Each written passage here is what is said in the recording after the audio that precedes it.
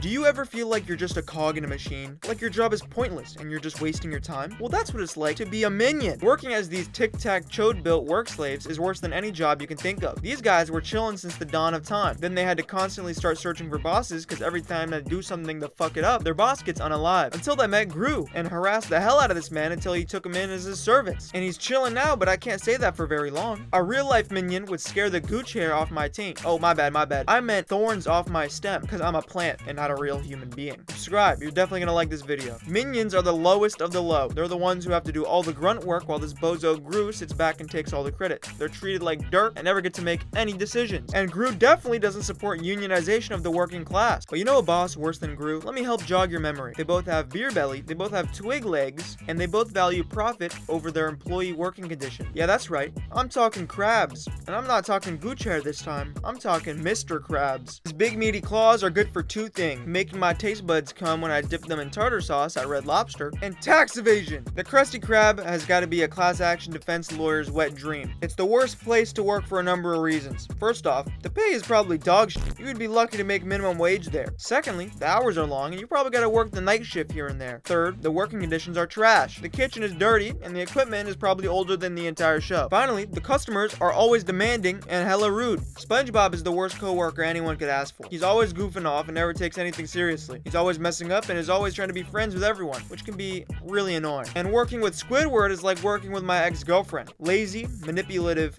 and selfish. But you know what's worse than being a cashier? Being a cashier not only at a fast food restaurant, but also a supermarket, electronics store, and a shoe store, and a pizza place, gas station, you name it. This man is the Johnny Sins of cashiers. This man is single-handedly carrying all of the city of Elmore's entire GDP on his back. Larry Needlemeyer will go down as the only person to ever make an estimated $10 million off minimum wage jobs and still live a broke life. Next up is school teacher. But I'm not talking any ordinary school. Nah, I'm talking those weird ass schools like Ant Farm, that weird musical ass school on Disney, or Jimmy Neutron school, or Timmy Turner school. You get the point. Imagine being a teacher at these weird ass places. You'd be in constant paranoia at all times over losing your job, and you're probably already at that school because it's the lowest of the low in the first place, so if you get fired, you don't have anywhere else to go. Next up is working at Monsters Inc. In retrospect, this job is pretty ass. I mean, it's almost pedophilic. Going into children's rooms at night and creeping around just to scare the shit out of them? That's gotta be one of the signs of a child predator. All of the Monsters Inc. universe was running on screens, just probably some energy source that was causing some global warming or some bullshit in their universe. But the fact that at the end of the movie, Sully got promoted and Mike didn't? Look at my man Sully, walking around with a tie and a clipboard. I'd be pissed off if I wasn't promoted like him.